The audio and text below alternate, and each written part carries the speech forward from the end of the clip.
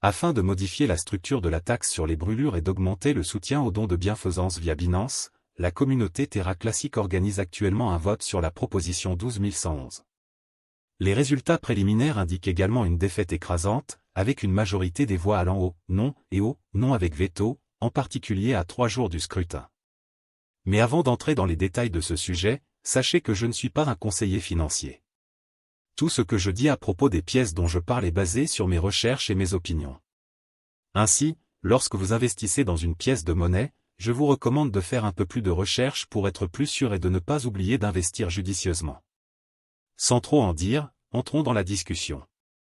Soumise le 27 mai, la proposition 12111 vise à modifier la façon dont l'argent collecté est utilisé tout en abaissant le taux actuel de taxe sur les brûlures à 1,2%.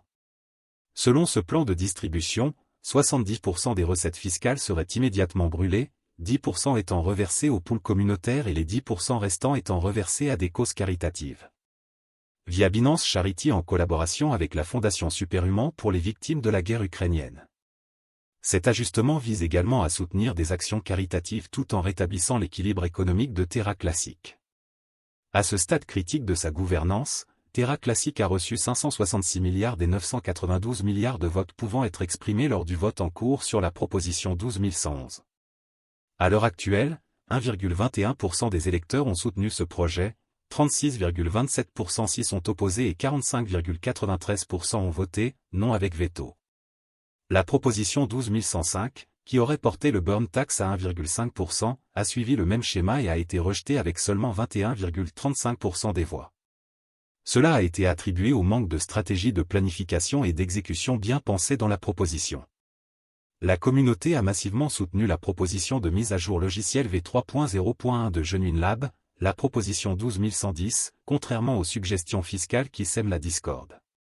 Pour ceux qui ne le savent pas, la communauté et les validateurs ont donné à cette proposition, qui est prévue pour le 2 juin, une approbation à 99% et promet des améliorations des fonctionnalités de la chaîne, notamment le SDK V0.47 et d'autres modifications importantes. Eh bien, cette nouvelle n'a pas eu d'effet sur la pièce Terra Luna. C'est pourquoi vous ne voyez aucun volume dans son prix pour le moment. Terra est une plateforme de paiement blockchain open source pour un stablecoin algorithmique, qui est une crypto-monnaie qui suit automatiquement le prix des devises ou d'autres actifs. La blockchain Terra permet aux utilisateurs de dépenser, d'économiser, d'échanger ou d'échanger instantanément des pièces stables Terra. Le protocole Terra crée des pièces stables conçues pour suivre de manière cohérente le prix d'une monnaie fiduciaire, une monnaie soutenue par le gouvernement telle que le dollar américain ou l'euro. Il se compose de 2 jetons de crypto-monnaies qui comprennent Terra et Luna. Les Terra sont des pièces stables qui suivent le prix des monnaies fiduciaires et portent leur nom. Par exemple, le stablecoin de base Terra suit le prix des droits de tirage spéciaux du Fonds monétaire international et s'appelle Terra SDR ou SDT. Les autres dénominations de Terra stablecoin incluent Terra USD, UST, qui suit le dollar américain, et Terra KRW, KRT, qui suit le won sud-coréen. Les utilisateurs créent une nouvelle Terra en brûlant Luna. Luna, de l'autre côté, est utilisée pour la gouvernance et l'exploitation minière. Luna est le jeton de jalonnement du protocole Terra, qui absorbe la volatilité des prix des pièces stables Terra. Les utilisateurs mettent Luna sur les mineurs de blockchain Terra, appelés validateurs, qui enregistrent et vérifient les transactions sur la blockchain et reçoivent des récompenses sous forme de frais de transaction en guise de compensation. À mesure que l'utilisation de Terra augmente, la valeur de Luna augmente également. Principale fonctionnalité de Terra. Terra vise à accroître l'efficacité des prestataires de services de paiement et la valeur pour les clients dans le secteur asiatique du commerce électronique en développement rapide. Terra utilise la technologie blockchain Cosmos pour défier les applications de paiement de détail existantes. Terra, étant une solution de paiement complète de bout en bout, évite l'infrastructure de paiement fragmentée actuelle. L'utilisation de la technologie de Terra peut permettre aux prestataires de services de paiement d'économiser des centaines de millions de dollars par an. Le réseau cryptographique Terra utilise sa monnaie native Luna comme jeton d'utilité et de gouvernance pour gérer les processus de garantie qui soutiennent et sauvegardent la stabilité des prix des pièces stables de Terra. Avantages et inconvénients de Terra. Avantages. L'écosystème Terra comprend également une plateforme de développement indépendante de la blockchain qui permet aux développeurs de logiciels de construire leur propre protocole et des apps sur Terra. Le protocole Terra prend en charge plusieurs pièces stables liées à des devises. Les jetons Terra Luna aident à stabiliser son stablecoin. Il encourage les échanges entre Luna et les pièces stables pour augmenter ou diminuer l'offre. Terra a présenté encore un système d'épargne et de prêt. Ce protocole permet aux utilisateurs de déposer et de gagner des intérêts sur les pièces stables. Les inconvénients. Terra est toujours à la traîne des grandes initiatives de crypto-monnaies comme Ethereum. La plupart des transactions de crypto-monnaies liées à Terra proviennent de Corée, où résident leurs créateurs. Il est trop tôt pour dire si les monnaies liées à Terra auront un impact ailleurs. Terra est moins décentralisé qu'Ethereum. Cela peut décourager certains puristes de la blockchain. En détail, Terra est un système de paiement qui réside et est construit sur une blockchain. Il a été développé par Terraform Lab, basé en Corée du Sud, fondé en 2018 par Do Kwon et Daniel Shine.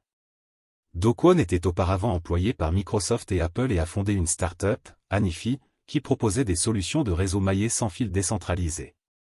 Shine est le fondateur et PDG de la société asiatique de technologie de paiement Shay, partenaire de Terra, et a été cofondateur de la société coréenne de commerce électronique Tmon, également connue sous le nom de Ticket Monster. Dans sa quête pour devenir l'un des principaux fournisseurs de services de paiement stable en e-commerce et de finances décentralisées, DeFi, Terra dispose d'un écosystème en pleine croissance dans l'espace crypto avec 114 projets sur DeFi, Web 3.0 et des jetons non fongibles, NFT. Certains de ces projets comprennent Encore Protocol, une plateforme à rendement fixe avec des rendements d'emprunt et un accès sans friction. Shay, une application de paiement avec plus de 2 millions d'utilisateurs en Corée du Sud. Lotera, une plateforme de loterie décentralisée construite sur la blockchain Terra. Protocole Miroir, permet la création d'actifs fongibles ou synthétiques, qui suivent les prix des actifs du monde réel. Protocole Tally, une plateforme où les artistes peuvent vendre leurs créations et proposer des services. Protocole Vega, une plateforme pour la frappe et le trading de produits dérivés. Étant donné que la valeur principale des pièces stables dérive de la stabilité de l'ancrage des prix, contournant théoriquement la volatilité typique des crypto-monnaies, le protocole Terra tente de maintenir le prix de la pièce stable Terra en garantissant que l'offre et la demande sont toujours équilibrées en employant arbitrage. Luna est le contrepoids variable du stablecoin Terra et absorbe sa volatilité.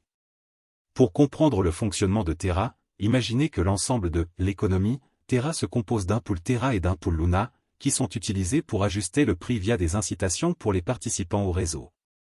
Malgré le crash de l'année dernière, les développeurs travaillent toujours sans relâche sous le projet pour s'assurer que tout reste bon.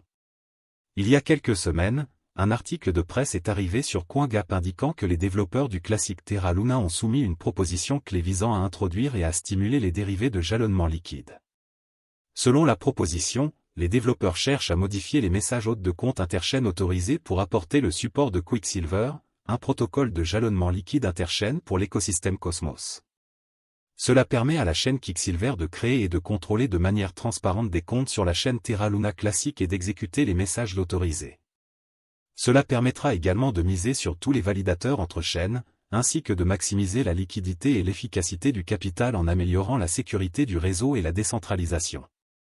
De plus, il supprime la période d'attente requise avant qu'un détenteur de position ne puisse vendre ses actifs mis en jeu. En voyant cela, sachez que les développeurs de Terra Luna travaillent toujours à l'amélioration du projet. C'est pour vous dire qu'aucun espoir n'est encore perdu avec Terra Luna, je crois que tout ira bien bientôt.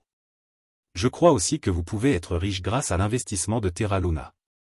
Mais tout dépend du montant que vous investissez dans Terra Luna classique, de ce que vous attendez du marché et de la durée pendant laquelle vous êtes prêt à le conserver. Link est le jeton natif de Terra Luna. Ce sera la fin de la vidéo. N'oubliez pas d'aimer, de partager, de vous abonner et d'investir judicieusement, merci.